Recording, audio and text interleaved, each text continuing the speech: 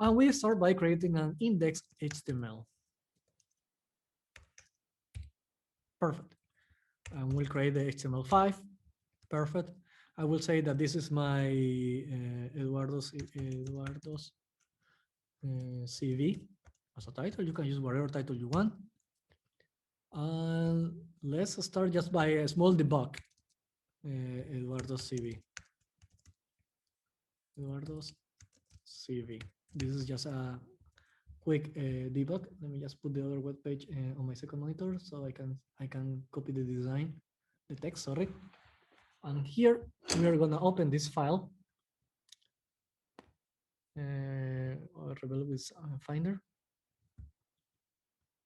We'll put it here in the monitor so you can see it and we can code along. Let me close this one. Let me close this one. Let me close this one. Let me remove this checkbox so I never see this welcome screen again. So, okay, this is what we have right now. But remember that this is a 2-page website, so I need to create the second one, portfolio.html. And I will do the same, HTML5. I will say Eduardo's or projects. So because to make it more different. And we'll start making links between each other. So this is only for debug. I still don't have the nav tag. Oh no, I can start using the nav tag right away. Nav, and it will say a, and inside the href, I will say portfolio.html, and we'll say portfolio. Oh, project. We were saying that was project, and I will rename this one project. So project, and this will be copy paste project HTML. Perfect. And I will create a one for the index, and this will be called home. I will copy this one and this one here, h1 projects, and I will copy this one. So the only difference right now is that one says Eduardo CV, like it's my homepage, and the second one says projects. So let's test it out. I open this one. We're in home, that's why it doesn't happen. We're in home, that makes sense. And if I click in the second one, I go to projects. But this is important. I'm using uppercase here. HTML is supposed to be case sensitive. So even if it worked right now, I really recommend you that check your casing, because this stuff can mess it up the browsers. Right now it's working, but sometimes you will find a weird box. So make sure that is your files, your HTML files are always named lowercase, and be sure that it works here, because somebody had a problem just by the uppercase. To be honest, I'm surprised that it worked here and it didn't work in the student's machine. So be super wary about that, and be sure that always use lowercase, that the names are exactly the same. So something to consider by. So okay, so for now we're gonna focus on the index, so I will forget about the other one. And let's start making the design. In fact, I actually can create a new tab and put it here, so you can see that we're gonna build this part. So let's start by creating the heading. So we're gonna refactor this title, and we're gonna put it inside the header here. Header, and we're gonna say we need an image, and we need the title, Eduardo Alvarez. This will be the H1. H1, and then the second one will be the project designer. Let me just literally wrap it up. This is a subtitle, but it's not a. I can use a H2 for make project designer, but I will not use that one because it's not a navigation. This is not a navigation section. This is like my home. This can be the page title, but this project designer is not the same as work experience and education. So for a screen reader, project designer is not a section, so I can just use a p tag, and then if I want to make this element look visually distinct, in this case by using the uppercase, I can just as a tag as class and say subtitle. So we are bending we're bending the rules a little bit. We are saying that the titles will be only for the major navigation. Eduardo Alvarez will be the homepage. This is the title of my homepage, literally, Eduardo Alvarez. This is the most egocentrical web page ever. So literally, Eduardo Alvarez is the title of my page, but the next title will be work experience, education, and contact information. So I'm sorry, here. My next titles will be work experience, education, and contact information. So that's why we're going to use those ones as in the next titles. So okay, we have the header, and we also need an image. So let's go back to the desktop. I already have my picture avatar. And Eduardo, yes. yeah, I have a doubt. Why have you used index.html in the same page? In the Yeah, index, I think I in mentioned the it yesterday, but don't worry, I'll repeat it. Please do this kind of questions anytime you need. Index.html is the equivalent of main.java. When you have multiple pages in your project, and this is only a two pages project, but you will have a 8, 20, any X amount of pages. no, No, sorry. no. My doubt is like in the href, why have you used index.html? Here. Yeah. Yeah, because this my homepage doesn't name the name that we usually attribute to this page, but inside the hard drive there is no home.html. If I literally put here, there are only two files, and the first file is called. Okay. So this file represents this file. This represents this file. Project represents this file.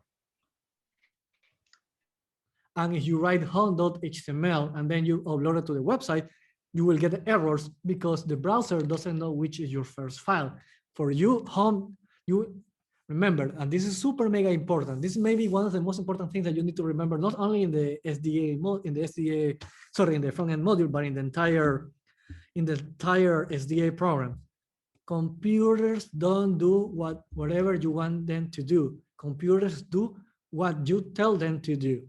Computers, in this case, the web browsers, now they've been taught by our developers that they need to open the first page called index. That's the fourth page.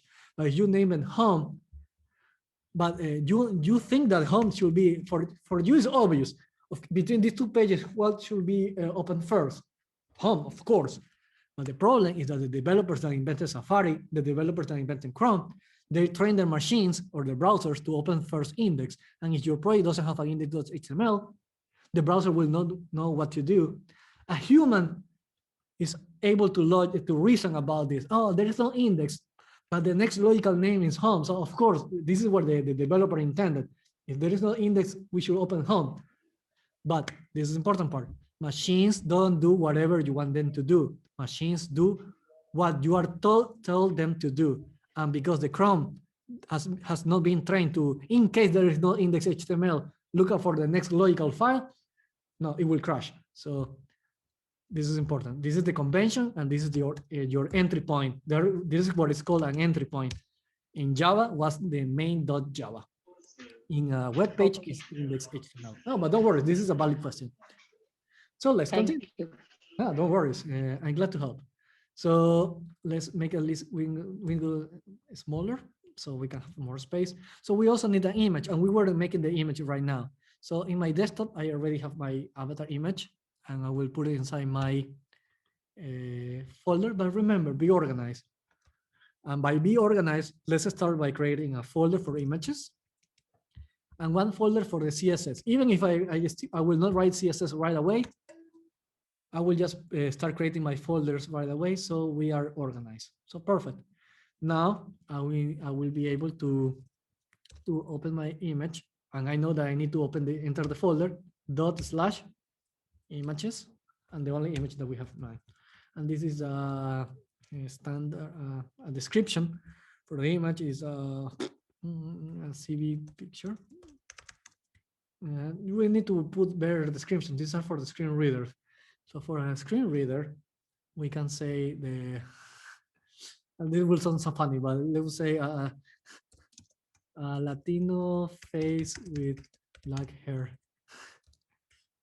I was due to time, I have no idea to write what to write, but this is the alt tag is for the screen reader. Remember, people with vision impairment cannot see your image, so they need the screen reader to read them for them, so they can describe the picture. So sounds funny, but this is a nice description of this picture. And he has a beard and blah blah blah. Nah, we can keep it simple. So I reload my page. I have the image, and then let's continue. We have another paragraph for the description. So this is my first paragraph. Perfect. This is my second paragraph. B. Perfect. And now just by writing the header, we're starting to have a lot of information. So we probably need to start be organized and start using comments. So this is the main navigation. This is my introduction. Perfect. And we can see that if we start seeing this project, we can see that these elements are different for these elements. So we can start making, this is my bio, and these two paragraphs will be my description. So even if it looks started to look the same, we are starting to add more context, and now it's easy to understand the stuff. So let's move to the next element. We have an horizontal rule to just to break out stuff. Perfect. I reload. I can see the changes. And now we have a section called a work experience. Because this is an important, major, unique section, it's okay to do ID work experience. Why I don't call it with a class? Technically, I can use a class because I only have one work experience in the entire page. So it's okay to use an ID for this one, for the section work experience. And then inside the work experience, I literally have the title work experience. I can literally copy and paste. Oh, sorry. H2. And why I use H2 instead of H1 is quite simple. Something that I forgot to mention yesterday. The H1 is the entire title of your web page. So you need to have only one for the entire page. So the first time that you use a heading in a page is the H1, and the rest becomes H2. And if inside a section you have even subtitles, you go from H2 to H3 and so on and so forth. So you can go until H6. But to be honest, based on experience, if you need more than 4 level depth, if you need more than H4, it means that you need to organize your page in a better way, because it means that your page is too complex, too complicated, and nobody will read it. So until level 4, use until level 4. So, okay, we have the work experience. So we're working this one, and we have this is more, we say that they were articles. So let's create the article. So article, but this is a fun part. This is an article. They share information with start with this one. That's okay. But these are also articles. So if I want to, when I think in the future and I start to think about graphic design, if I put the design code in the article tag for this one, will work for this one and for this one, but it will mess it up the design of this article. So this will be a good time to say this is a class. Let me say, let me put a name, for example, text item, and the other will be a picture item. Something for, it's an example. You can think about a better name later. And this one has a title as well. So let's create a title. Let's create a work experience. So let's create this one. H3, sorry, H3, because we are inside the H2 and we're gonna create, this is a title, subtitle, and this is a subtitle inside a subtitle. So we go to the next level in the heading. So we go to the H3. And then this one, again, this has a special design, but it's not for us, it's a subtitle, but for a navigation, as I think as a table of content, this is not a title. So we can just use a p tag again and say class subtitle. So again, I can say April 2015 to October 2017. Perfect. Remember, imagine that you're in a Wikipedia article. This will be the page title of the entire web page. And then imagine the table of contents of Wikipedia. When you see a table of content, and you can click here to navigate to work experience, and then you can click on education. And then in the Wikipedia article, you also see the subtitles. Let me literally open, for example, the Wikipedia, the Formula One Wikipedia. So if we can see, for example, this table of content. Yeah, you can see, this is my, Formula One will be my H1. And then this will be, history will be a H2, H2, H2, H3, 3, 3, 3, 3, and H4. As you can see, they don't go farther away, because after that the article, the page will become so dense that it's so hard to navigate, and to nobody will read it. So never go, remember, H1, the page title, the whole page title, and each major section use an H2. And then inside this one's H3. And if you need a subtitle inside your subtitle, like inside your subtitle, you go to the H4, but then don't go further than that. If you need more, you need to reorganize your files. So H3 is this one, and perfect. And then we need a paragraph for this one. Another paragraph. Perfect. So we have our article. Let's do it a quick copy paste. And again, because this is going to get messy, let's say article 1. And for major navigation, you can say, what is this one? This one is TC Television. Television Central in English is a TV station. I can copy this one. Next one is a company called Multimedia. And I will change it. Yeah. Would it be recommended to use for the naming the class, like use a number, for example, like text item 1 or 2 and so on? Is that recommended? I will say, depending on your case. As you can see, these 3 elements share the exact element design, including this one, and this one, by the way, and this one, by the way. Even if it doesn't have the same content, it's sharing the same layout of a title and a subtitle. If you put article 1 as a class name, you will, and you add the CSS file to that, the CSS design to class 1, then the other ones will not share the same design. And we want to share the design. So that's why we're going to use a super generic element name. Okay, yeah. But in the case that you wanted a different design, then exactly. Yeah. Let's say that for some reason, okay, this is a valid question. Let's say that we want the exact same design, but our client for some reason has a tacky design taste and say, yeah, I like that they share the same design, but I want that the first item has a red title. I want that the second one has a green title, and the third one has a blue title. What do you do in this case? In that case, you will say test item. You can, by the way, you can add multiple classes here, and so on and so forth. So you will be able to create one class just for the overall design, and then you create a second class, for example, design 1, design 2, and so on and so forth. And in design 2 CSS, you just change the H1, the title to red, in design 2 to blue, and design 3 to green. But the rest, the bulk or the most, or 90% of the CSS design code will reside in test item.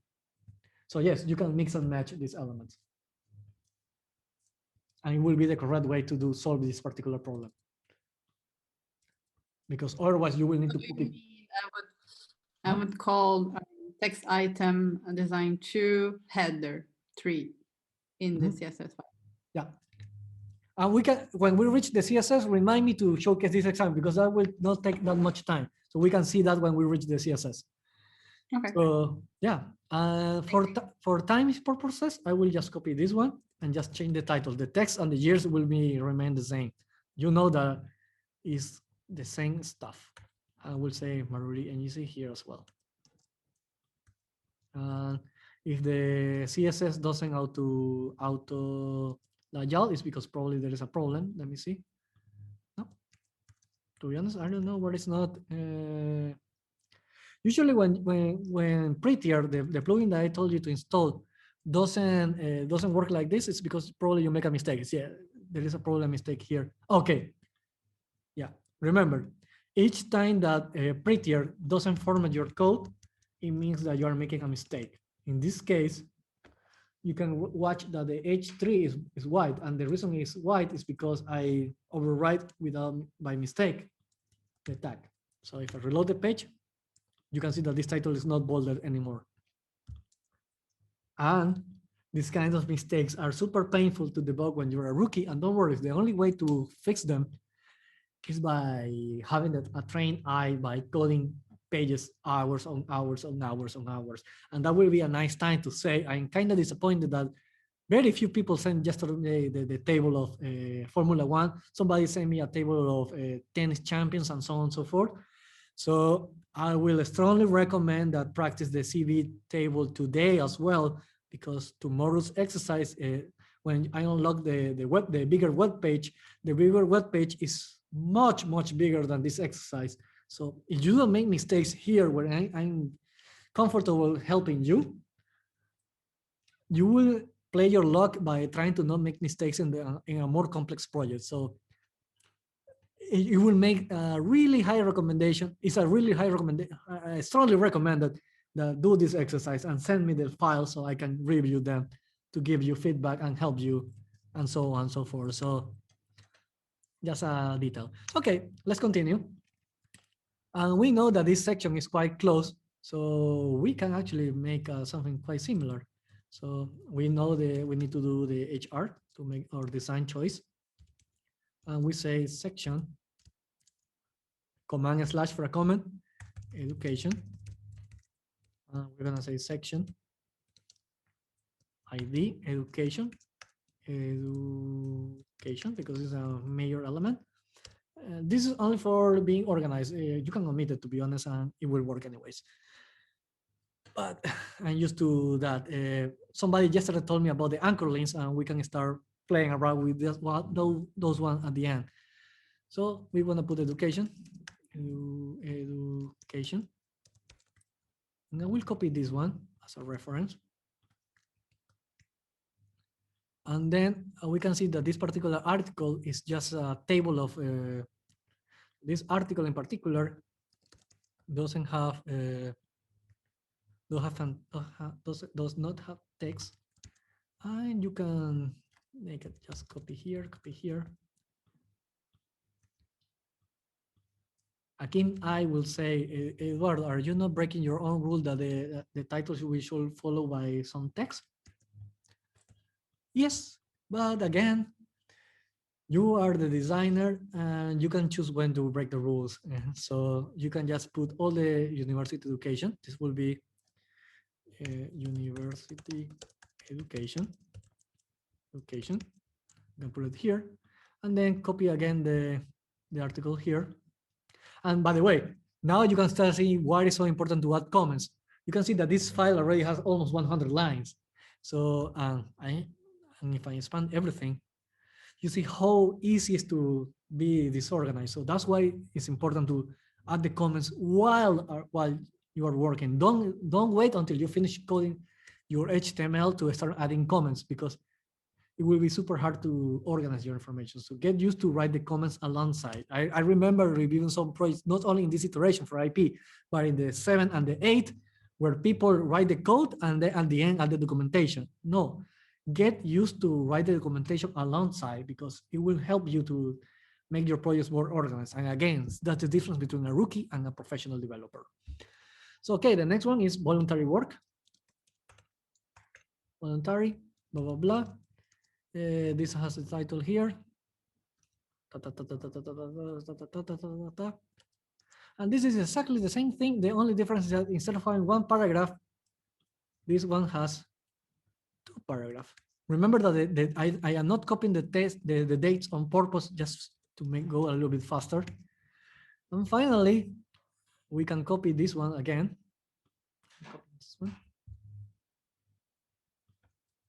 And this is books.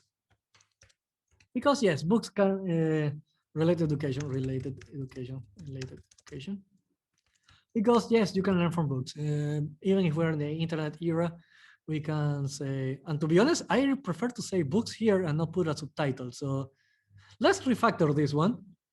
And let's say books directly. Let's make it better than the last year project. Let's say books as a title. And in the subtitle, let's say ongoing, to tell our recruiter that we always read books and be a little bit nerdy about it. And this is a ordered or an unordered list. And why? Unordered. Why? Because it has dots instead of 1, 2, 3, 4. Correct. So an unordered list. We can put this as a comment. List of book list. And inside these ones, we'll say list item. And I will copy this one. Due to time, I just will copy paste 1, 2, there are 4 books. And I will copy 3 because I think that these ones are longer, so I don't want to mess up with the design. So let's refresh the page. Yeah, we can see the books and the date is ongoing. Perfect. So this makes actually more sense than last year's project. Finally, we have another horizontal rule. We create the last section. Yes, I say section, but we know by context because our last section, we're gonna put a footer. So we're gonna say footer, and we're gonna use the footer tag. And in the footer tag, H2, contact information, perfect. And we're gonna create a URL list again because we don't have bullets. And this is the fun part. We can see that this list is totally different to this list. So to avoid having problems, it's better to start giving it then a class name. In this case, we're gonna say contact links. Contact links. Yes, contact links make sense. I wanna say a list item. We're gonna add the icon later. This is a nice trick in the HTML tag, href. You can put a tel and write the number. And on a mobile device, this tel will work. And you need to put everything like without dashes. This will trigger a phone call on a mobile device. So that's super cool. Font plus 46, 46, just due to time, 1, 2, 3. And I can copy this one. We're gonna add the icons later in the next round. Then we're gonna say Eduardo at KTHSE. And we have a similar trick. We can put mail, it's called mail to, and this one will trigger an open in the email app. Then we're gonna open in the LinkedIn, because this is a normal link. We're just gonna open the full link. In this case, let's open this one, copy, close it, and we're gonna put it here. And we're gonna put the LinkedIn,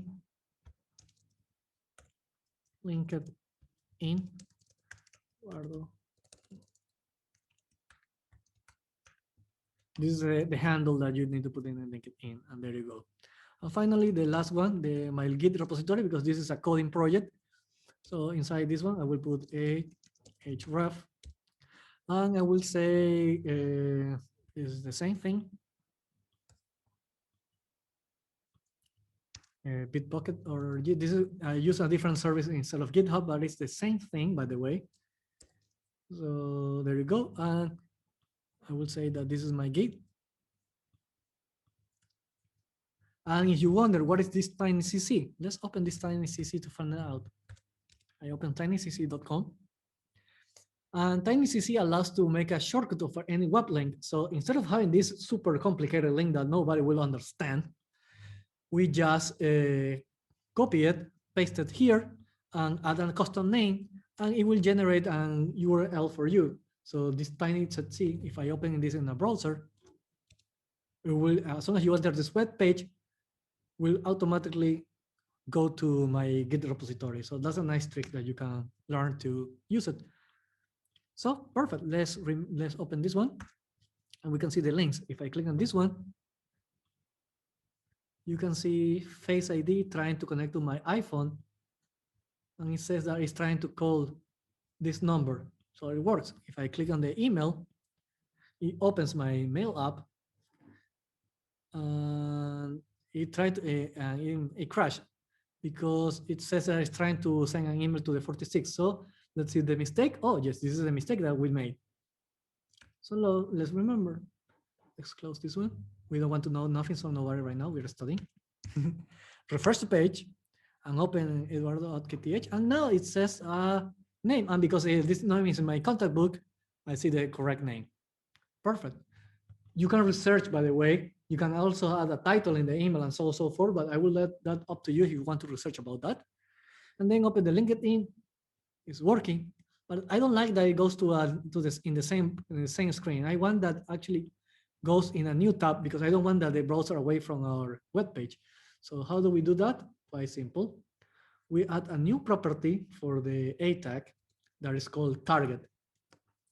And target means where do I open the window? So right for default is self. Self is the same tab, but we want target blank. Blank is in an empty tab. Why it doesn't say new tab instead of this cryptic name blank? Because developers are a mess. So they like to use these fancy names because they sound so intelligent, because normal people think that they don't understand. So developers have an ego problem, and they like to sound smart by using names that are super complicated just because they want to mess with people's mind. But anyways, I refresh the page and I click. It didn't work. So let me see what happened. Target blank. Let me go to T schools. Target blank is supposed to work. So let me see what I missed. Target blank. It's target blank. Target. Let me see. Maybe I wrote target wrong. Maybe one text. Target blank. Yeah. And target self. No, it's target blank. Okay. I reload the page. Because I'm putting on the Git link instead of on the LinkedIn. So if I click on the Git, it will open in a new tab. Perfect. So I can copy the same target. And this is the kind of mistakes that you will make all the time. And that's why I really implore you, do this exercise today, even if it's optional, because this exercise is only 2 pages. The other one is bigger. So the more code that you write, the more mistakes that you will make. So it's easier to mess it up in this one and fix it in this small project than in a bigger project. So really, really, I recommend that you practice this, because even I am doing this kind of silly mistakes. Perfect, so it's working. So we just finished the HTML. Let's start making the project real quickly. Well, the project, I will leave it to you. You already know how to open the page, and I will leave this as an assignment, how to do it. I will just give you one tip at the end. Now let's start working on the CSS. We have worked with a file. We're creating a single file. For example, this is a convention. Style CSS is my entry point. So let's test it out. Body, background color. Excuse me, can you create 2 articles in the one section? Sorry, can you have as many articles as you want inside a section? Yeah, only 2 articles, the sales section, for example, work experience section. Yeah, you can have technically you can even have one. It will make not that much sense why that section has only one article. But yes, you can put one from 1 to infinite. Yeah, no problem. No problem at all. So, okay, let's test it out. Remember, we need to include it. We're going to use the link tag. And by the way, we can start making these ones and set up. Title and CSS files. And we're going to say link style sheet, remember? And then the file will be dot, remember, dot slash opens my browser, my project folders. And I will go to CSS / style CSS. And I will reload the page. And there you go. You can see that my page looks ugly, but it is working. So let's remove this one. And this will be a nice element. Just go a little parenthesis and let's install the live server plugin. Live server installing. This will make our development, especially when we reach CSS, so much faster. So just give me 1 second. I promise that this one will actually, the time that we just spent installing this live server plugin, remember this icon, will be worthwhile. So I close. But this is after installed the live server. You should all file HTML to put inside workshop. Yeah, you just literally press this button, go live. Yeah. Open in a but new. This will get sometime we'll get a wrong message. We'll should to open the folder. Okay. So the solution to create a folder inside the workspace, and after that we'll copy or put all your file inside this folder. Oh, okay, interesting. Yeah, good to know. But that's why organize everything quite well. So now let me showcase why is this plugin super important for web development. Let's do background color, yellow, and as soon as I press Command S, oh, it look me, yeah, it refresh. I put blue, save. Give me 1 second. Yeah, and it refresh. So this is quite useful, and sometimes it becomes a little bit buggy. So let me close it and open Visual Studio again. Visual Studio Code. I think that the reason it's a little bit buggy this time is because I have a window open in the other monitor. So now I close it, and I will move this one here. And this is the finished project. So let me close this one, and let me go to the. Sorry for this mess up that I did right now. So sometimes, as Nuri says, the live server mess up a little bit. So it's better to just use one monitor from now on. So perfect. And now let's test it out. I press say purple, save. Yeah, now it's working immediately because I just using one monitor and one Visual Studio Code and one browser window because I had so many stuff open at the same time. It was messing up the thing. So, okay, we don't want the body. And we delete it, save it, and now it's stylized.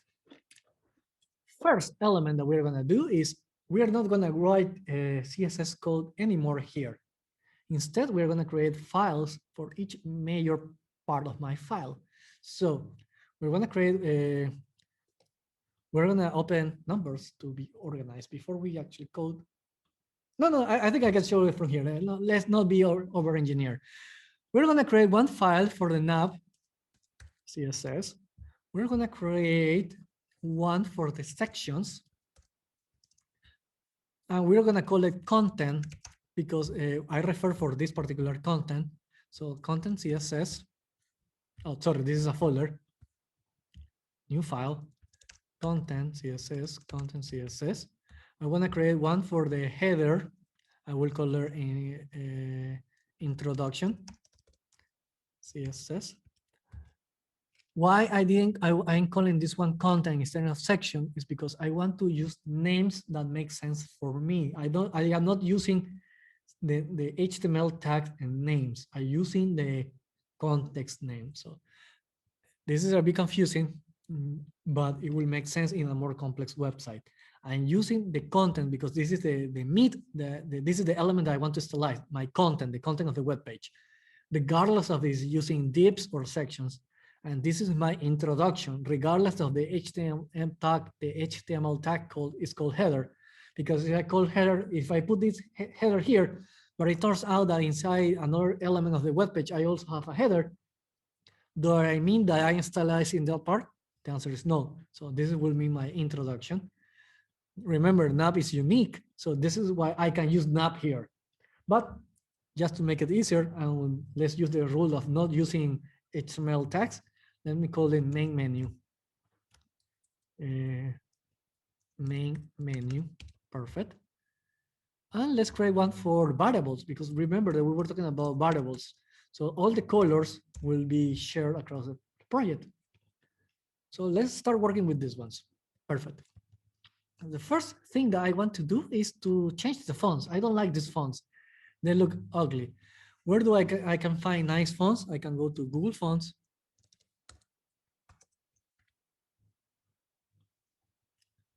And I think the font I'm using here is called Gothic A1. Yep, this is Gothic A1. I will put it in full screen so you can see it better. And I want the regular size. The regular size. Sorry, regular is is this one. Regular is normal. Why it doesn't call normal? Because yeah, you know, I already know why. And I want the bold for the titles. So I want these two fonts, and then I can choose download family, and it will download the files. This is one way, but I will teach you another way. Let me see, where is it here? There is a way that you can actually embed, use the link tag to import the fonts. So let me see, how do I do that? Gothic A1, the design has changed from the last time I opened it. I don't remember where to, I think it's this one. Oh yeah, you press this button, view the selected, and you can see this one. You can import using the link tag in the HTML file, or you can use the import rule. So I can put this one here. This one means that you can put it either in style tag or inside the CSS. So let's put it in the CSS. But I don't want to put code here in style. So let's create a new file, a new CSS file, just for the elements that are shared across the page, like the global. So let's call it shared CSS. And here I will put a comment, fonts. So I will import the fonts. Perfect. And now I need to tell body font family. And how do we call this? This font is a string. You pass a string. Gothic. This one. Ignore the plus sign. Remember that the links cannot contain a space, so that's why Google is using this plus sign. You need to put the space A1, and there you go. If I refresh the page, right now it will not work because I need to connect this file to the style. So right now we need to connect this file to the style file. That we know that this one is working, because if I put body, background color, red. Yeah, this looks ugly as hell, but now we need to import this shared style. So how do we do it? Add import space string dot slash, and I can see the folder, the files inside this particular folder CSS, and we want the shared CSS. Reload. Let's see what is not working. Shared CSS, body, font family. Let me remove this one just in case. Yep, perfect. Now it's working. Excuse me, the shared .css and style.css. What's the difference? How the compiler make difference between two classes? Different name, but the same. Good question. Yeah, and this is the problem that we have right now. We overwrite. Yeah, unfortunately, we are not working in an object-oriented. CSS is not an object-oriented language. So unfortunately, if you create a class name here and create it here, they will be overwriting between each other. We are not working on an object-oriented programming language like Java, where each class can have their own properties, and the properties are encapsulated from the project. So you will need to be super aware about this detail. And when you work on bigger projects, this is a problem. So in one optional lecture called Optional Technologies or Other Web Technologies, I will introduce one called SAS that allows you to write object-oriented CSS with the scope variables. But that will be literally the topic of that optional lecture instead of right now. But yeah, you're right about that. What is happening behind the scenes is that this element is literally just copy and pasting the code from here and pasting here behind the scenes. So it's not an object-oriented language, so you need to be careful with your class names. So that's one more question. Why are we creating shared and style again? Yeah, because we want that we want a separation of concern. We want that the style will be only used to import files, and then each file will be taken care of one particular task. Even if we just literally explain that behind the scenes, the computer will treat my separate files as one single big file, there will not be object-oriented programming. But at least from our point of view as a coding, it will be more organized to have my style separate by files. So in this one, we're going to import everything. We're going to import content, import. Even if we don't have anything yet, we're going to start seeing this stuff. We're going to import everything. And then when we finish the project, I promise that it will make sense. So we're going to add the introduction. We're going to import the main menu. We're going to import share is already installed. Behind this one, we're going to import variables. Because the order is important, these are globals, and these are specifics. Because the order is important, the order of your import determines the order that the files are copied. So I will put the variables first and then the shared elements. So when I call a variable from here, it's available because the variable was imported first. So, and because we know that the main menu appears first on the web page and the introduction appears second, this will represent the order that appears on the page. Also, the compiler hierarchical from top to down, right? Exactly, top to down. This is old school, like people used to program in the times before Java. So in the times of C or even assembly, top to down, without any encapsulation. It's super easy to mess it up. That's why we're gonna teach about a more advanced language called SAS. You can literally start researching about SAS, S-A-S-S, if you want to research on your own. Otherwise, I will explain it on an optional lecture. So let's get started. Let's start coding let's say that we want that the subtitles, remember that the subtitles, let's open the finished page. Let me open 1 second the finished page. Documents, dep, module, curriculum vitae, public. Is this one? Yes, we have this design. Let me Visual Studio Code. We know that we have this grade text is the same grade text here. So let's start making that. Now let me create in variables. How do we create variables? Quite simple. To create a variable in CSS, in this case, we're going to create variables for the color. We're going to create a special property called root. Say root is the equivalent of a global scope. And inside here, we are going to create, I think it's dash color gray. And we say the color. And for time purposes, we're going to just go with, we're going to say just hashtag DD. This is one color. And we can write comments. We're going to organize this by colors. Can you write also direct the name of the color, I think? Yeah, but the highlight syntax was not working. So that's why I choose just to write this one. Oh, by the way, you can choose the colors here as well. Nice trick. And this one is a space. The reason that this design looks, even if it's a basic design, it looks well organized is because I have variables with in a nice scale. So for example, I have space small, and space small is 8 pixels. I have space medium, and this is the next space. And this is space big, and this is 24 pixels. And then I can have one space extra big, and I go again in multiples of 8. So these are my space and these are my colors, and the rest is black. So I don't need to create a variable for the text black. So let's start with the share. No, let's start with the home. With the home, let me delete everything so we can start making a little bit more organized. Now let's create the elements in order. Let's create this home.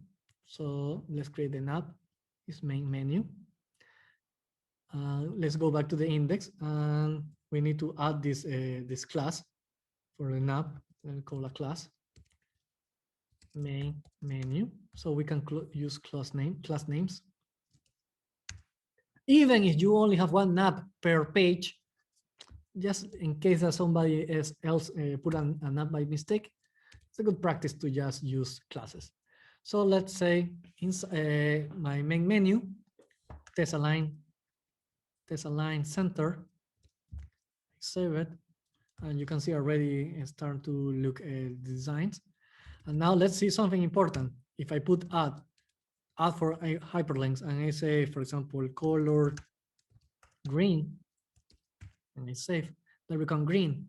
But there is a problem. These links also become green. So I need to tell the machine, I want that only the links inside the main menu become stylized. Two options, two ways to do it. I can go here, and I can put a class here, like, for example, a main menu link, and do the same way here. And instead of targeting the A tag, I will target this class.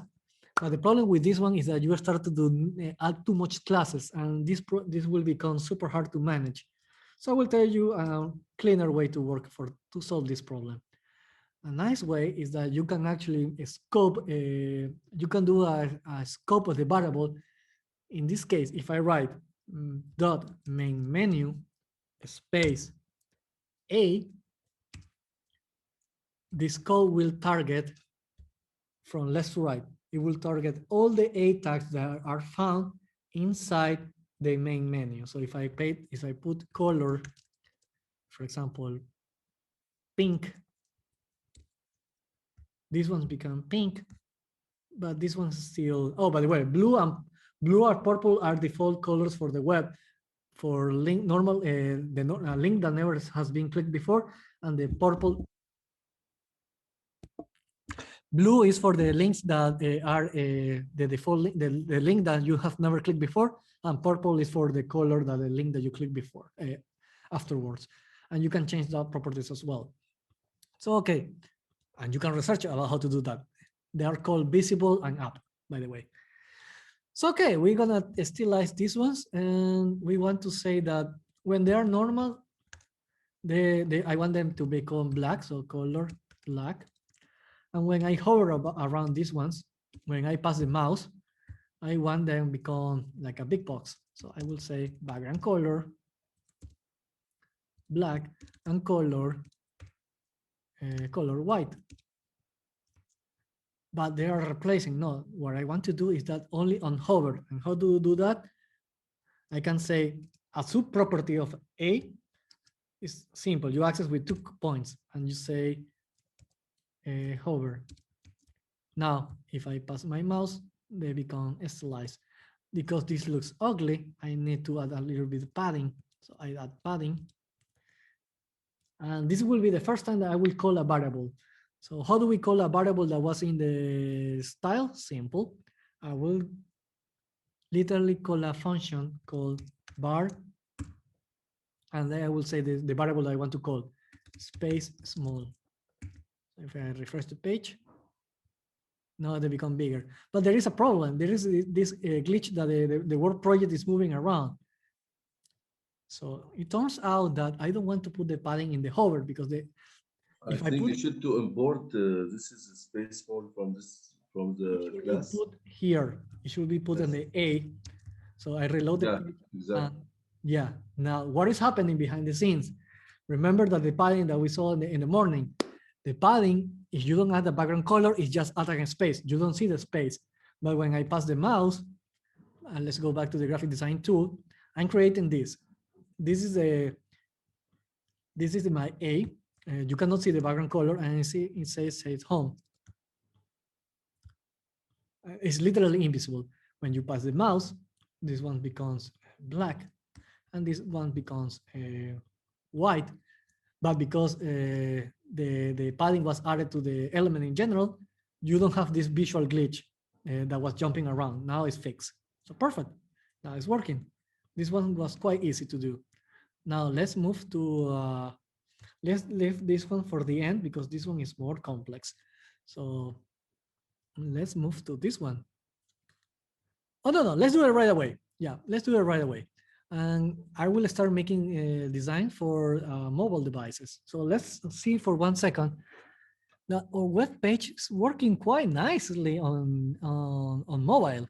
So we don't need to make that many changes on a mobile device. I just want to, if I compare to this one, and I go to the mobile as well, I see that this one has a nice circle. It has a bold text and it's centered, and these ones are not centered. So because these three elements are centered, but I don't want to center these ones. Let's see that in action.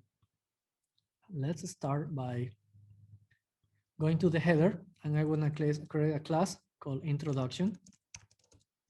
And if I go to introduction, and if I put text align center, everything becomes centered, and I don't want that.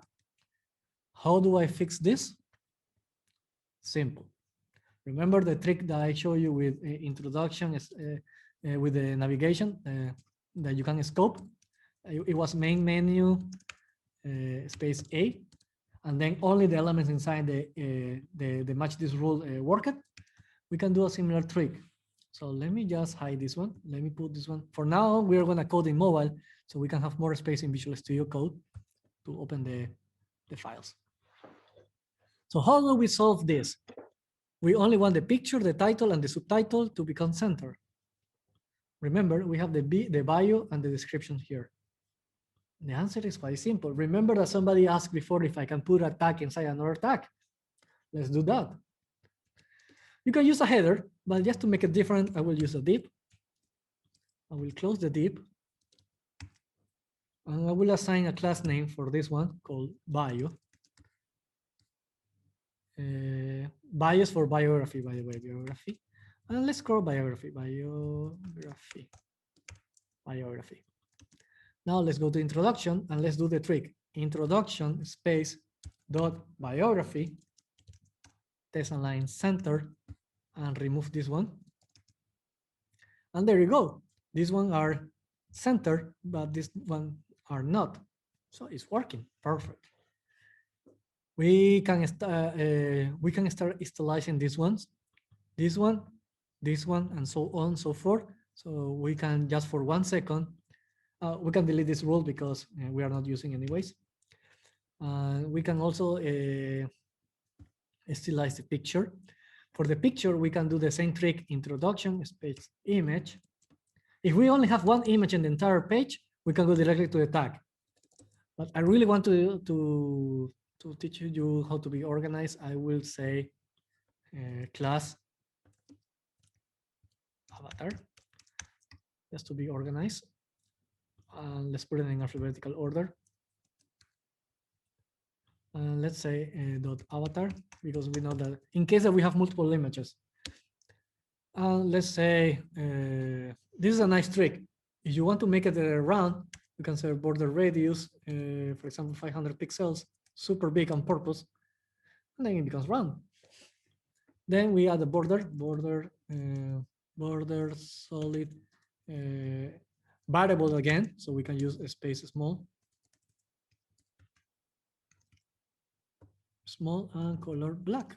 Yeah, there you go.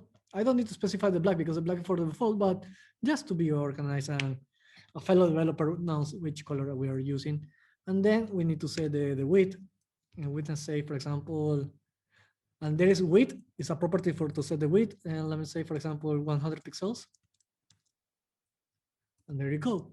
And it becomes, because the image is a square, it becomes a perfect circle. But if your image is a rectangle, your image will become a little bit squished. And if you need to keep the proportion, you can put a height auto and your image will become proportional. So this is important. You add height when your image is not a perfect square and you want to keep the proportions.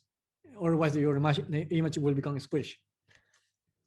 So yeah, perfect. Now we finished this image. We want to make this one bigger and uppercase. We're gonna use introduction dot subtitle. I'm gonna say font size, for example, 24 pixels. Nice size, perfect. I don't put the color or the text or the uppercase here because I want to share as much code as possible with this one. So because I want the text transform. Let me put it here and then I will refactor. I want my text transform uppercase and my color variable color gray and font weight bold. Perfect. Because I want these properties shared with these elements as well. I will refactor. Remember, refactor is organize your code. So I will cut this code. I will move to my share element. And in my share element, I will say text. Fonts means the files and text is the text itself. And I will create a subtitle here. So all the subtitles in the page will share this element. Now, this element and this element are sharing resources. And this one, because I want to make a particular modification, I will add it specifically for this one. This looks quite similar to the question that I think was Diana was asking, if I can put article item 1, article item 2, and article item 3, but you just want to change the color of these titles, but share the rest, you do exactly what we just did. Let me just put it side by side. All the elements that the subtitles share in common are inside a file called share, and the specific change that this particular subtitle has, that in this case is to make it way bigger, is put in the specific file called introduction. And let's make it a visual. Let me make a little bit more visual so it's easy to understand, because I know that this is a little bit confusing. So whimsical, so sorry for not opening the whimsical first. So sign in.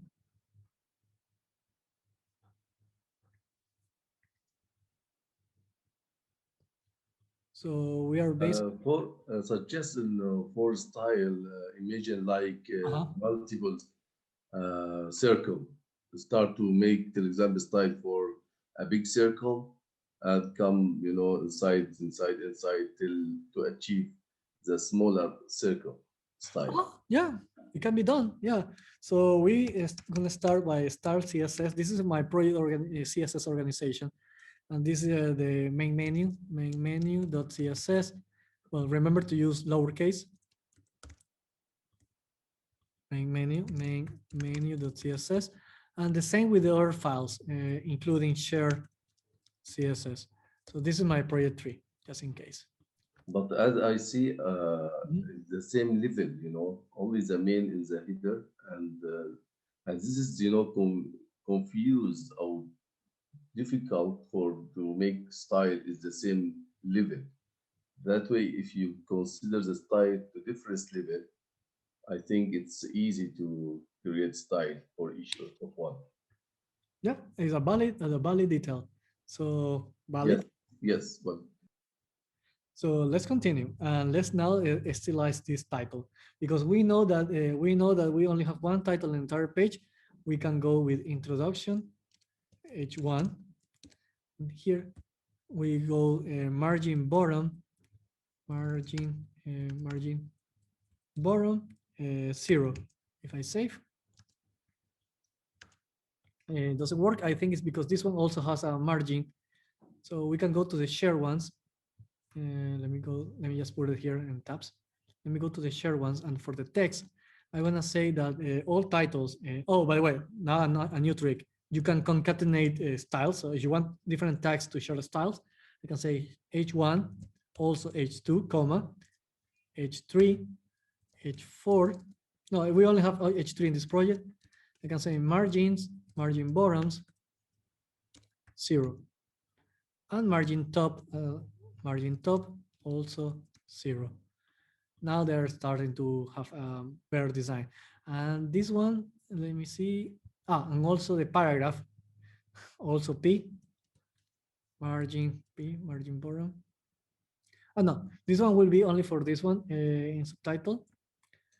To make this one, let me see. I think this one has a margin, so I will say margin 0. There you go. Now they are better located, and I want to add a little space between this one, so I will say margin bottom. Again, let's use our variables. We have this one here, so let's create space small.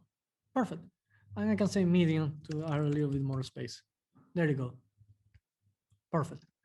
And we can also add a little bit of space, this one in the main menu. So let's say margin bottom, space small is too few, so space big. There you go, much better. So we're starting to stylize this stuff. That's not bad at all. We can also add a little bit of space between sections, but you can do that on your own time. Let's keep stylizing. This one looks quite nice. I will stylize this one to make it look with the squares. And I don't want this space that is on the left. So let's jump to the footer. Oh, we didn't, no, sorry, this isn't the content. Let me go to content. Class content. We didn't create the class content. So let's add the content here. So go here to my introduction. Let me minimize this. I will add a class name, content. I don't need to modify my work experience in this particular exercise, so I will delete it. And I will delete it from this one as well. So I will just keep an education. Perfect. And inside content, just to see that it's working correctly, I can say background color, width. And yes, only these parts are painted. So we know that we are targeting, this is a nice trick, the background color trick, just to see that you are targeting the nice element, the correct element. And at the end, I just delete it. So I want this particular link to lose the margin on the left. So I will say dot content UL padding left 0. Perfect. But now I lose the list style. So I think it's list style type. No, sorry. I think that, let me just inspect the element. I think it's in the LI that I need to remove this one. LI padding left 0. No, let me just inspect element. Let's resolve this one. So it's definitely the UL, the ones that need to remove the padding. So we can see that they have a padding 0. Yeah, but then I lose so I just put 8 pixels. Okay. I will try to remember later how to solve this one, because there is a rule to tell when you put 0, keep the list items inside. I will check it out and then I share it with you later. But in any case, let's change the list style type. I think this is about it is difficult because this is when you make this point. This is default give you migrate default. That way you don't. Yeah, there was a position. Okay, I think it's this one, inside. If I put inside and now I put content UL padding left 0. No, it's not working. But well, I think it's maybe list position inside here in this one. No, it's not working. Well, I will check it out and then I will share you how to do that one. So yeah, let's remove this one. entirely. So I will check how to do that one. Actually, I think I have the answer here. Just give me 1 second. Let me see if I can open the solve problem. Let me go to public CSS and content. Maybe it's this one. This is another browser. This is another ID. Don't worry about that. Let's start type backspace. Oh, I just literally put just less space. So yeah, that was a dirty trick. Just let's put less space. So let's do that here. Content URL. I see in the top. Padding left. Star space medium. There you go. And it aligns quite well to the grid, but it's just by coincidence. But I will try to check it out how to do it without this hack. It's okay. I have this one stylized. It's working perfectly. Before we move to this one, I want before we move to desktop side. Let me exit responsive mode. We see that it's started to work, but it looks kind of ugly. We need columns definitely on desktop. So, but we're gonna add it later. Let's finish the design for mobile. And for mobile, we need the last element. I think that the tag was called, we need a footer. We can call this section, well, let's call it footer due to time. But we know that we are not targeting the footer, but the tag called CSS. And let's add it in style, specifics on import, footer, CSS. And in footer, we need to stylize these links. And these links are called contact links. So let's create footer contact links. Let's say background color, black. Oh, and let's remove this weird color for content. So because we already debugged it, so we don't need it anymore. We need the background color, and then we need to add color as well. Color, white. And why the bullets becomes white, but doesn't the text? It's quite simple, because unfortunately we are targeting the default. We are targeting the let me go to the page. We are targeting the URL, and the URL inside has links, the list items, but inside the list items there is these links, and the links by default has the color blue. So we need to target that one as well. So let's go here and add all these styles. Instead of the contact links, let's add in contact links A. And there you go. Now they become white. But we also need to put the white here. So let's say that space. Oh yeah, you can use space. Nice. Contact links A. This will be for the contact links li and comma dot footer contact links A. Perfect. For these two. Oh, sorry, I need to add the space. There you go.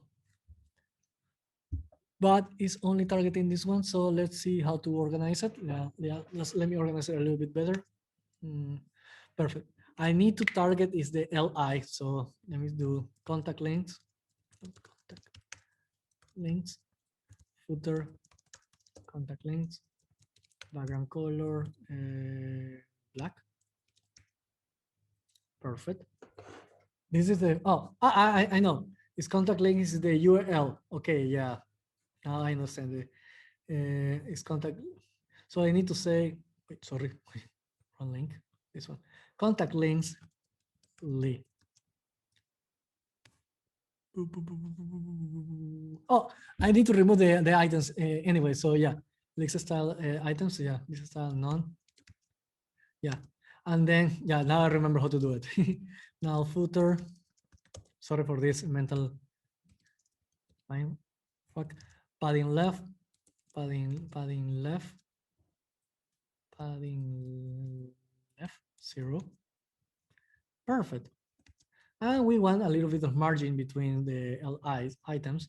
So we're gonna say margin bottom bar space all. Perfect. Nice. We want to make the footer contact links. We know that we can use the space, but because we are starting to add different classes, let's start using separate classes. Color white. Perfect. And now we see that the background color, the list item goes to the background color goes to the entire part of the screen because list item has display block, but we only want the background color reach to the end of the words. So we want that to put the background color inside the link that has a display type span. So we put it here. Perfect. And we can also, if we want to be more organized, yeah, we can keep this one, the space here. We can add a little bit of padding here, padding, space bar, space small. And we can also put the margin here. Oh, wait, no, we need to add more margin. And this one is too much space, padding bottom, perfect. Yeah, there you go. There's a little bit of padding because otherwise we need to add even more margin here. So far so good, but we see that there are icons here.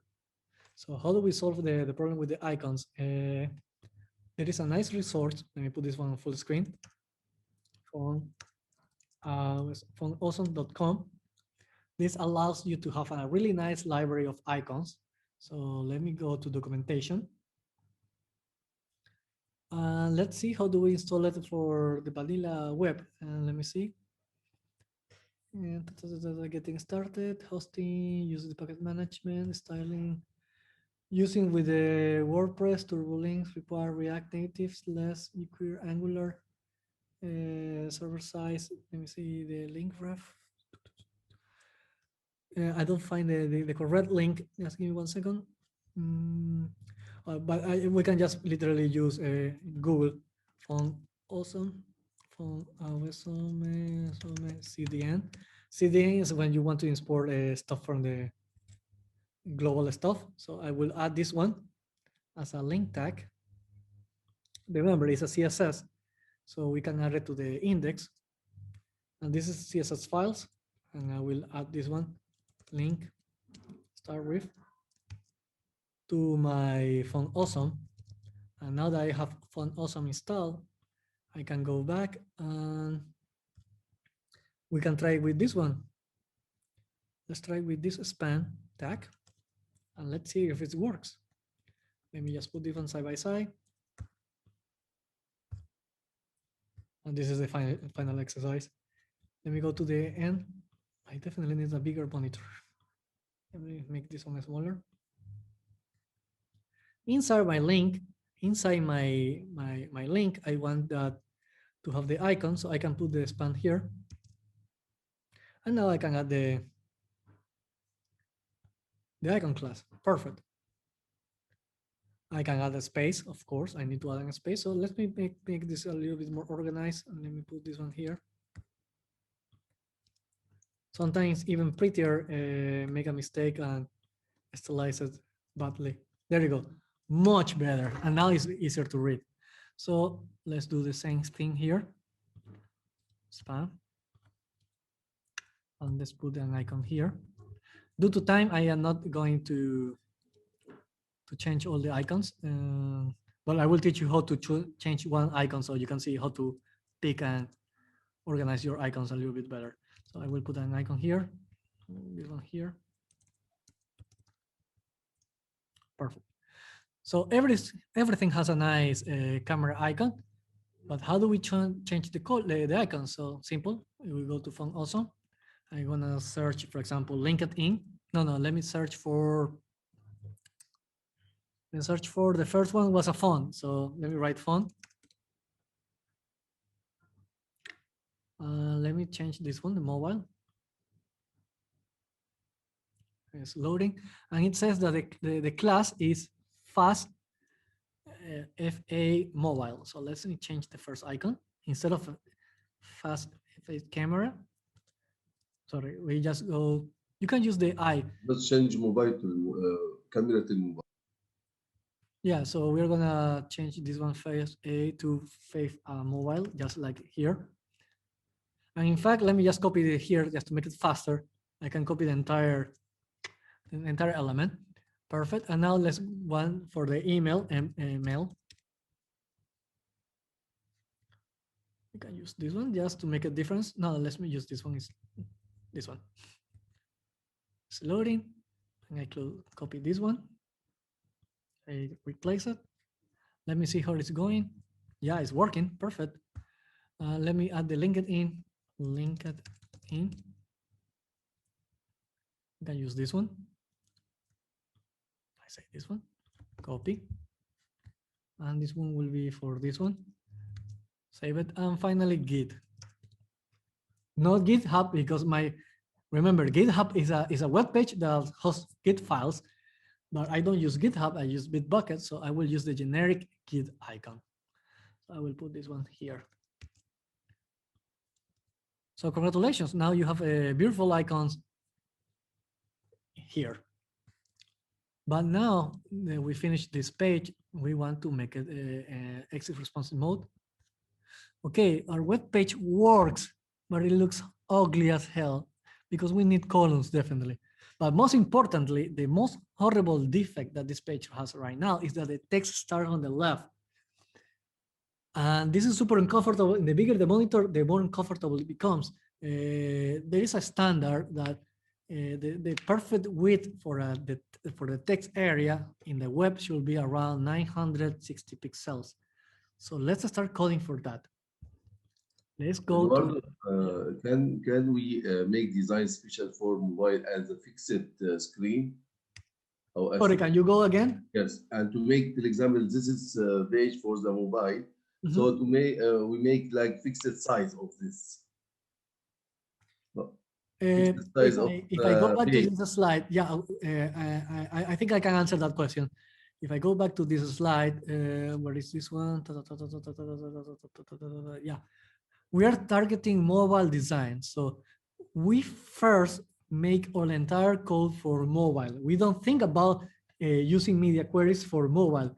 Everything in our web page is first mobile first, and then we start to add design for the rest of the devices. We don't do the other way around. Our web page without this code base, without this particular code, should work on our mobile. So right now, if we already, literally, if we put this, if we host this on Firebase, and we enter from a website, from a phone, this website is already finished. Okay. Then we start adding code just for the desktop. You don't do the other way around. You code for the mobile and then for the desktop because it's easier this way. And trust me, this is years of experience, and you can research thousands of articles. It's easy to make a mobile desktop look good on a mobile site look good on desktop than make a desktop website look good on mobile. And we are gonna do that right away. So we go back to Visual Studio Code. Sorry, I think I closed the project. Let's go to my share because here is the bulk of my content. And let me exit responsive mode. And this is the finished website. And we want to reach this one. So my first task is I want to add a limit on how big the website become. So I want to say that the max width of my website, and look at that, I make it on the, I don't adding the queries yet. I just want to say that the body, the max width of my body should be, for example, 960 pixels. And if I reload my page and I go here, you can see that now the text doesn't go to the entirety of the screen. Now, how do I center? If I put text align center, it centers the text.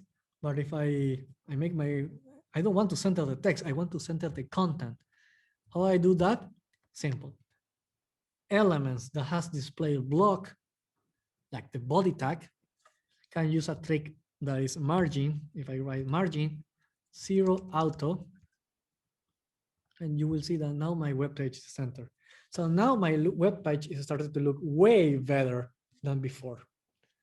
Now the next element I need to do is modify this element and this element. Let's make this element first because it's super easy, to be honest. So let's go to content. Inside my content, let's remember, because we want to make sure that we are working only in this element, background color width. So we know that we're only working here, just to be sure. And we want to make use a display grid to make a 3 columns design. So let's do that. I will say content. I'm going to change the display to type grid. So far, nothing happened. Now let's make a 3 column design. Let's do, let me go back.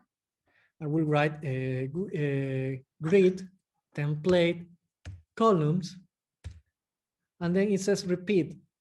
And this is a small typo in Visual Studio Code. Repeat is a function, so you need to put the space right away. And I want 3 columns. So I want to say 3 columns. And because I don't want, I want that the columns has equal space, I will say 1 free remaining space. So if I save it, and it started to make columns.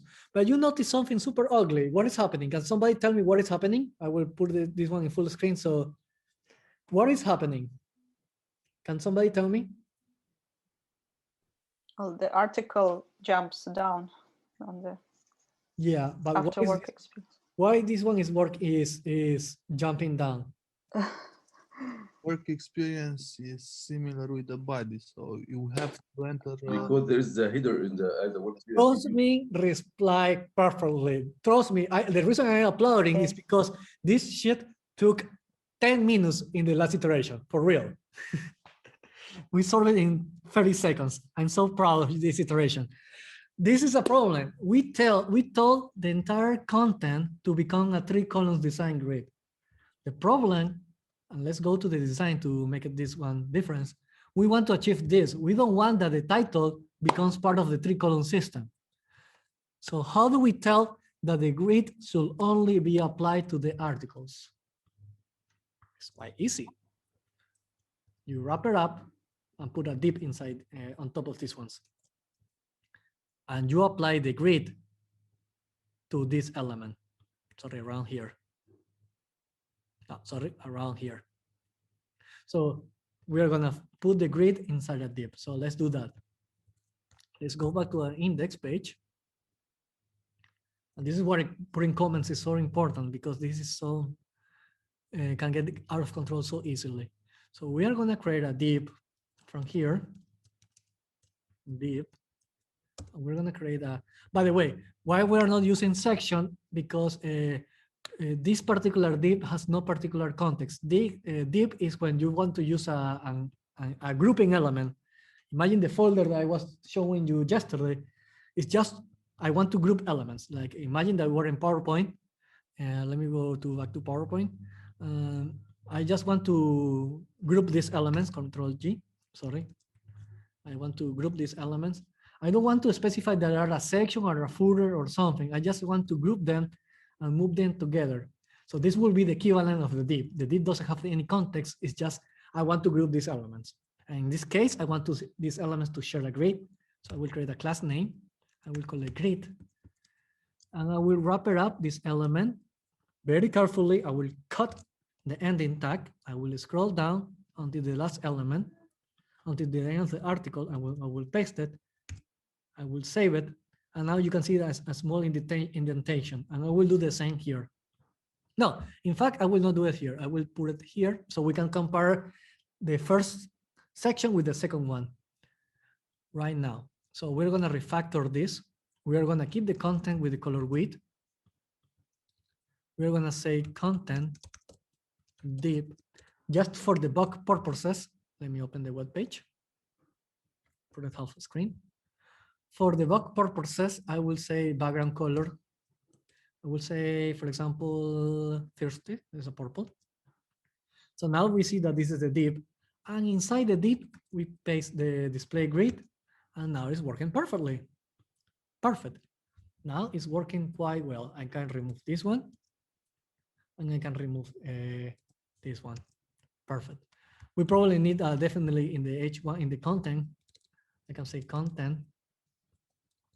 The content H2, content H2, margin bottom, margin bottom,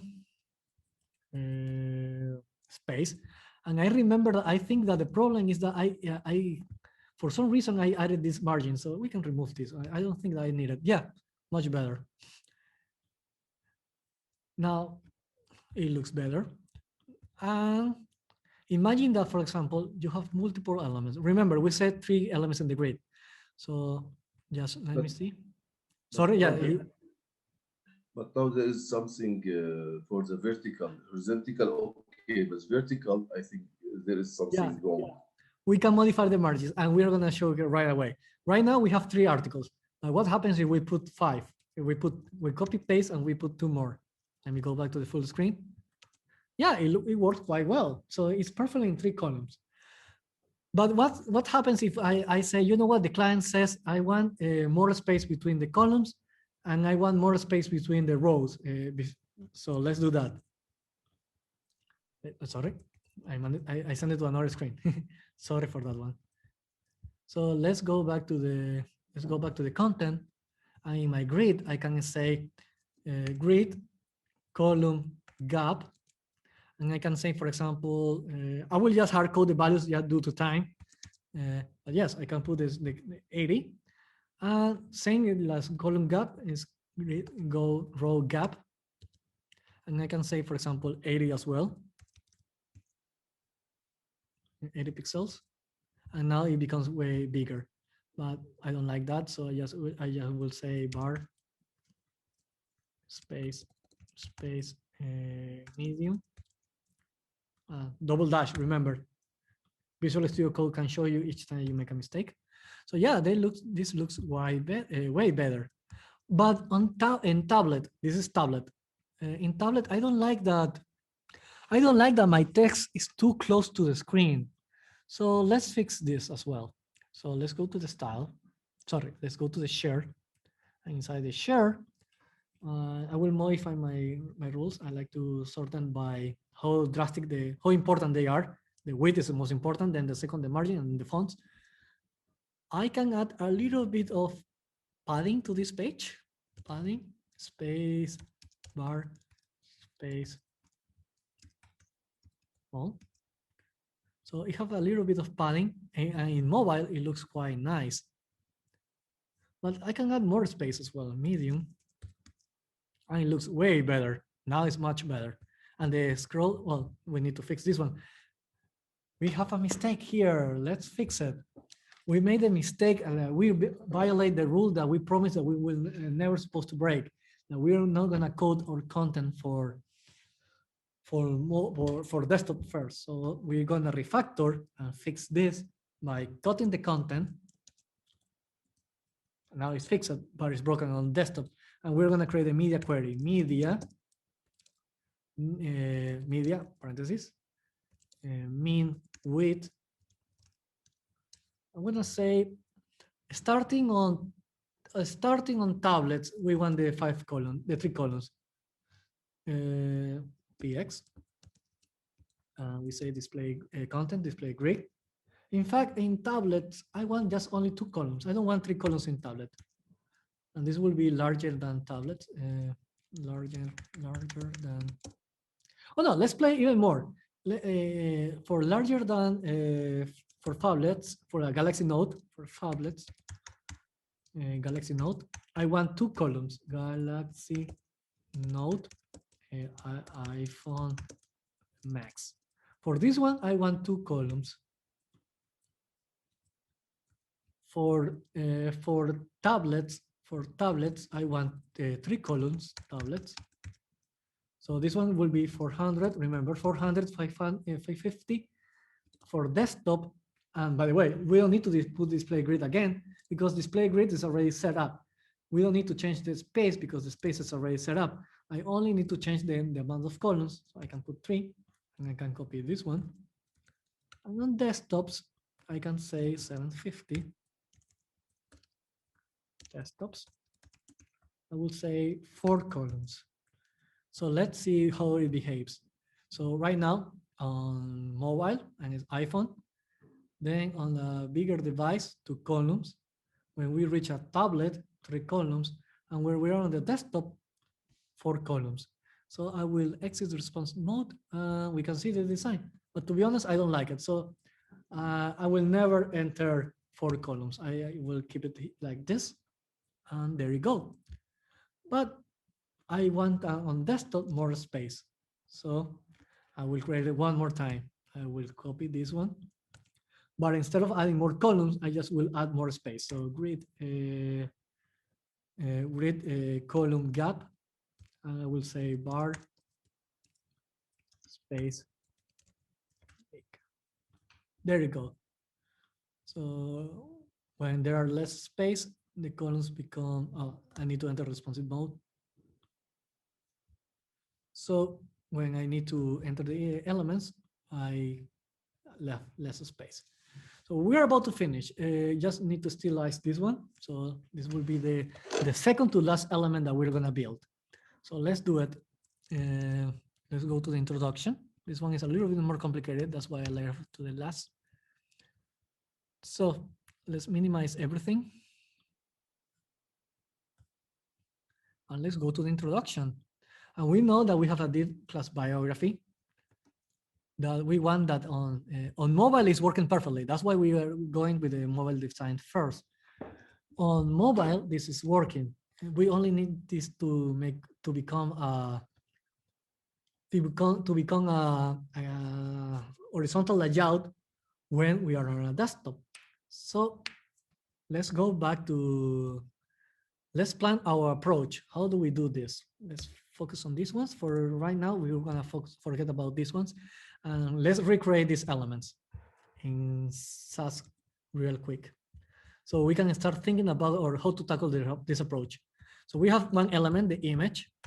We have the element, the title, Eduardo. Let me put it in black. We have the H1. Let me put it 96. Bold.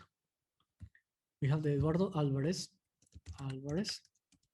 Right now, our mobile is behaving like this. And then the project designer. And I remove the bold and I will put it in gray. So we have these 3 elements floating around. This is how it looks right now. It looks okay. It's working perfectly. This is the text is center. The text is center. Perfect. But we want that on desktop behaves like this and like this. We know that we cannot move it like that, but we already know the trick about, you know, this trick, right? Which what I'm trying to imply with this particular element that I just drew right now. Can somebody tell me? No, no answer. I'm grouping the elements. In the head, just asking. I'm adding a tag. So let me add a tag just for these elements. So now I can say that my image goes to the left and this group goes to the right. So this is what and then I will make this element just super opacity 0. So it becomes invisible. It's the visual effect. And then I just tell this element to the text align left and align the elements. So this is what I'm gonna do. Let me just put this one again with 50%. So we are gonna wrap it up these 2 elements that I want them to move to the right together. I will wrap it up with a div. And I will say, I will wrap it up. Perfect. And I can wrap it up the image as well in a column because I can say class column right. And I can add a div here. I can add a div here called class column left. And inside the div, I can put the image. Technically, it's the same, but the less nesting that you do, the better. So I can literally just add this particular class directly to the image element. So I can say avatar and column left. It's up to you. But to make this example a little bit easier for understand, I know I personally I will do it if were my project, I will do it directly in the image tag. But to make the example a little bit easier to understand, even if this actually loses performance because you are adding more code to the project, I will keep it separate just to make it easy. Exactly. Actually, ours is still going on. So I will do this. No worries. This is the second to last item, and this one is longer than the one that we're about to finish. Don't worry.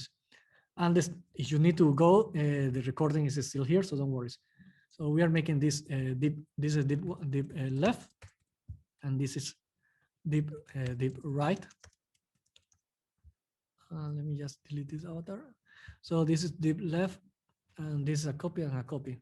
So you can see deep left only has an image. An image. Forget about the rectangle. The rectangle is just for illustration purposes. And this has the H1, and this has the subtitle. So subtitle. So we're gonna represent this. So let's go back and let's go back to the code base. And we know that we want this only on desktop or measure the tablet. So let's go directly to media.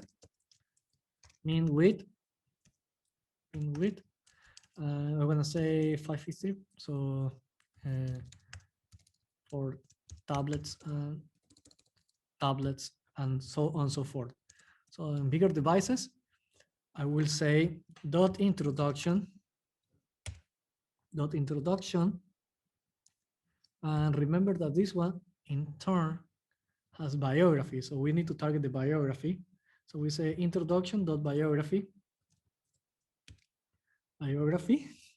And in biography, why biography? Remember, just let me paint this once again. Remember that this is biography.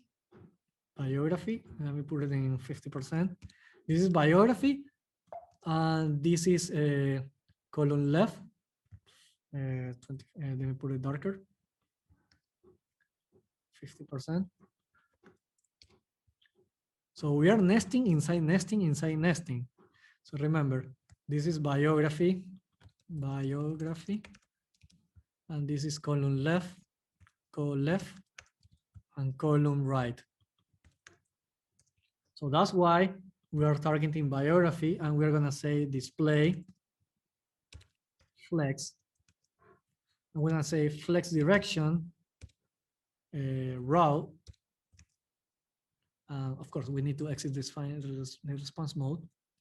Yeah. Oh, by the way, remember the debug trick, background color filter. So we know that we are not targeting the exit response mode. And it's not working. Introduction.biography introduction. If I just do biography directly, oh, I think that is still too small. So maybe 400. Oh, let me remove biography. It's not working. Just give me 1 second. Maybe I wrote biography, misspelled biography. Min width for, oh, because another mistake, and this is what I wanted you to practice, please. These mistakes happens to everybody. Don't forget to put the pixels. So we can go to 550 again. And we know that when, sorry, the other way around. Let me put it in 7050 so we don't need to enter the responsive mode all the time. So when we go smaller than that, we go like this, and when we are bigger, we add the elements. Perfect. And with the elements, we can say, for example, dot column. Oh, by the way, just to keep organized, dot introduction, and dot introduction. You can go directly to column left, or you can go biography dot column left, but just for time, column left. I need to add a margin because they are too close together. So margin right, for example, 80 pixels. And now you have the space. Perfect. And with the flex direction, you can say align items, flex n. And you can see that they go to the bottom. By the way, this image has a margin. Let me remove it. Let me go to the image avatar, margin bottom. On desktop, I don't want this margin bottom. So here, go inside introduction dot avatar margin bottom. Remember that we put this margin bottom so we can see the difference between the elements here. So we go margin bottom 0. We reset. Now the elements doesn't have this margin bottom. And now we can send flex end, flex start. And this is the margin that, remember, the reason that we can see these elements is because they have a margin, this margin. So we can just remove the margins entirely and then we'll be perfectly aligned. But we want to keep them centered, so we remove everything. So now I can remove these ones as well. And one small detail, we have the description, the descriptions are, I can put max width 600 pixels. And then I just make this small design that on desktop, I don't take the entire screen. So there you go. Then you can just start polishing the sizes using variables. This is a space bar, space medium, or space big. I really need a space big. There you go. And there you go. The design is done. You can play around with the, oh, we forgot to add the column. So let's add it super quickly. This is super easy to fix. Go here, some content. We need to up this grid. So here in education, we add the div here. And we cut the ending div. And we carefully go to the end and then put it here. And there you go. We have columns here as well. So it's working perfectly. Nice. For this one, it's just, don't worry. It's just copy the home design. You can literally see that. And I will leave that one as a homework because it's not that different. But let's just give you the head start. We know that the navigation is the same. So let's copy the navigation. Perfect. We remove the word projects. We know that the meta tags here once, we need the fonts and everything in between. So we can copy the entire head, paste the head. And instead of saying Eduardo CV, we say Eduardo's projects. And if everything goes well, I reload the page. Projects keeps the content. And now you need to do these elements. Remember that in the web page, in the one web page, let me see if I can see the early today, the Google Fonts. You know the images. Let's just add one single card so you can keep working. And this is a time to recommend a nice tool. So for example, if you have multiple projects, for example, this one will be one project and another project. If you have these images that are super big, you can, let me delete these ones here. This will be a nice trick to resize these images. Let me say that this one is called project 1 and always rename your files. Don't use weird names. This is project 1, project. We can't see anything. Oh, you cannot see. I stopped sharing screen. No, we can't see your screen. Yeah, I was working. Okay, just in case that you didn't see it, I was working on purpose on my. Oh, I have so many screens. More screens. I was working here and I was renaming these images, project 1 and project 2 respectively. And then I copy and put it on lecture 2. I'm sorry, in the project folder images, and I put it here. But you can see that these images are big. I want them to actually become smaller. There is a nice website to resize images. It's called Birme. I have it in the SDL platform. Just open it right away. I teach you how to use it. Don't worry, we are about to finish. This is just literally the last item that we're gonna do. Front-end development, recommended content. It's called birme.net or something like that. It's in the extra tab.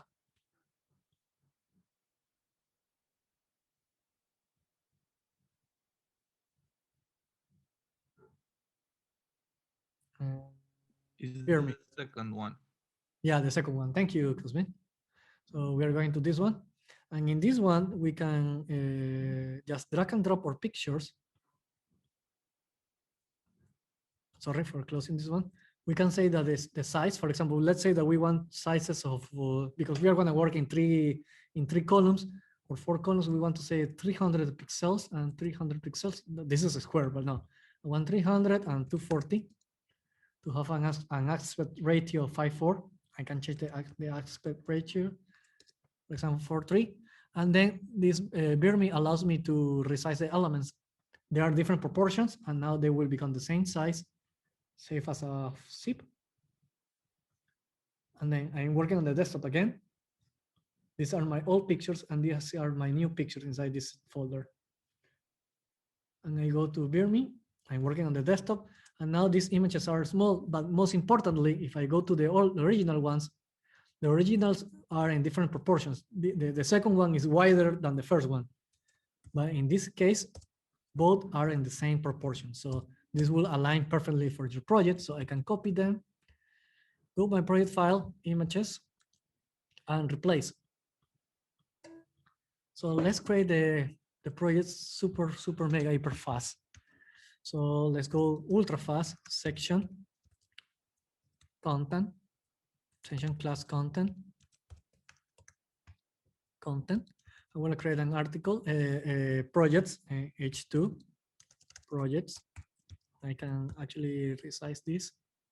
I can close this one. I can close this one. I can close this one. I can close this tool. You're already learning how to use it. And I can go to the project. Perfect, projects. And I will start adding. Remember, we don't want the problem with the grid. So we create the grid.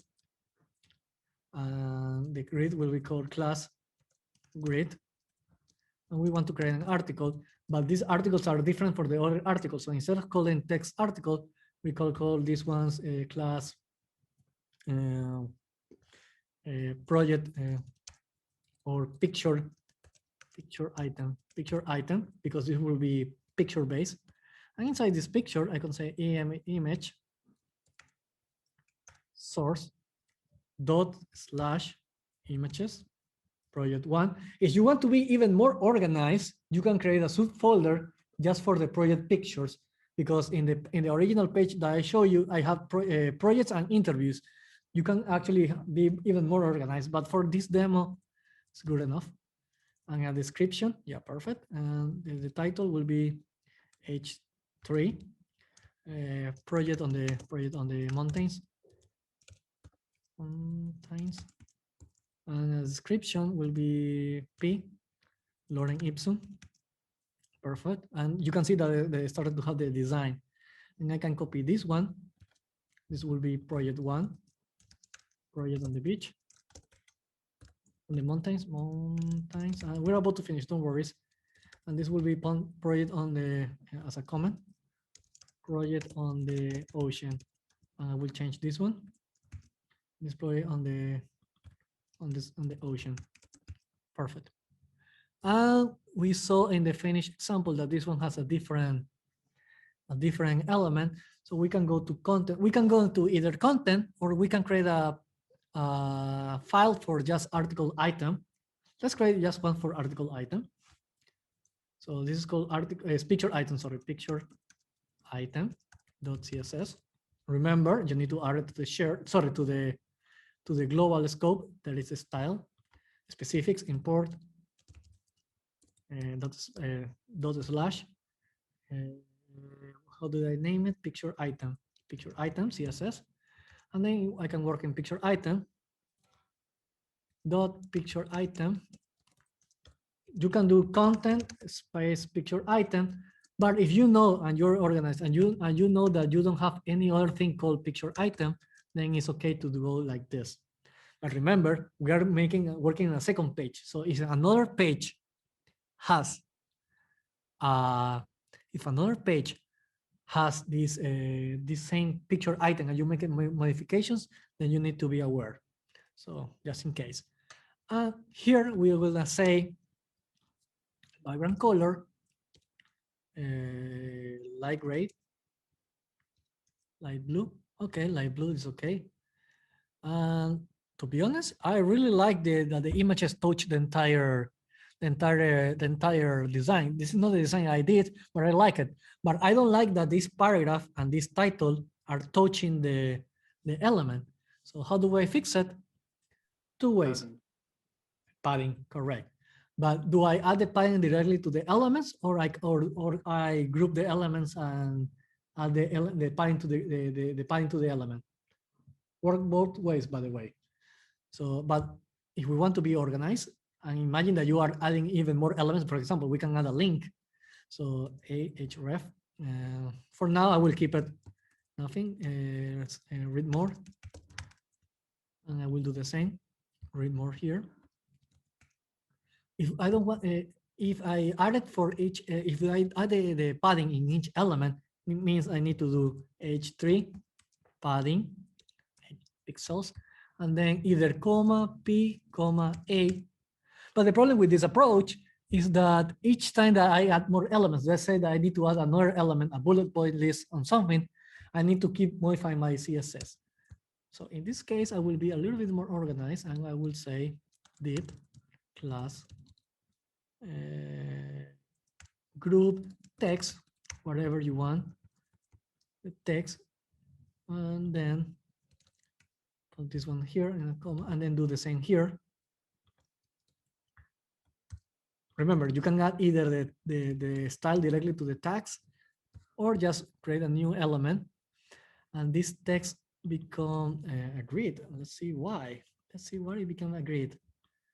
So maybe I added the grid as in share subtitle. No, let's see the main menu, the content, and content div. Oh, I make a mistake here. Look, I told to cancel. I told that the div become a grid, and because this is also a grid, it became a grid. So this is a mistake. This was, remember, was a class called grid. Class called grid, class grid, class grid. There you go. And now I can stylize this particular. If you don't know what happened, is when I create the grid. Let's go back here. When I create this grid, this is a div class grid, but I made the mistake of adding the columns to the div itself, and because this particular item also has a div, the grid applied to itself. So this is super important, and this is why I really need that you practice this exercise before we go to the real website, because it's easier to mess it up here than on a bigger project. So let's finish the last element. I promise. Picture item dot text, and I will say margin, and let's use margin space. In this context, margin and padding will be basically the same, but I prefer using margin. Space small. And let's see it. And it looks quite nice. Okay, light blue is not the colors of my brand. I use EEE, light gray. And just to be annoying one more time, I promise I will leave you right away. I will create color light gray, and I will say EEE. No, E. So 6 characters, and I will go here and I will say bar color light gray, and there you go. We just finished the project. You can add more elements and then just create the other section, and there you go. We just finished this project. Let me see if it works perfectly on mobile. Let me enter responsive mode. The image are broken, so let's fix this one. It's quite easy.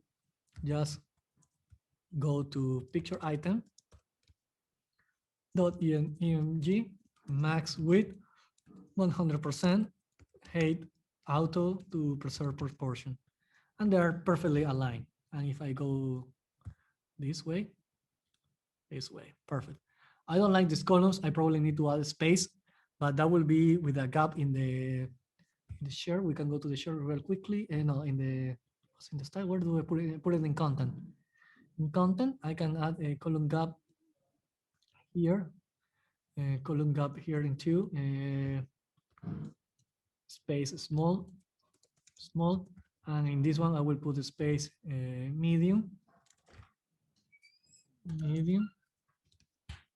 and there you go. Now it looks way better. Look. So perfect. That will be it for today. Thank you so much for listening. I will stop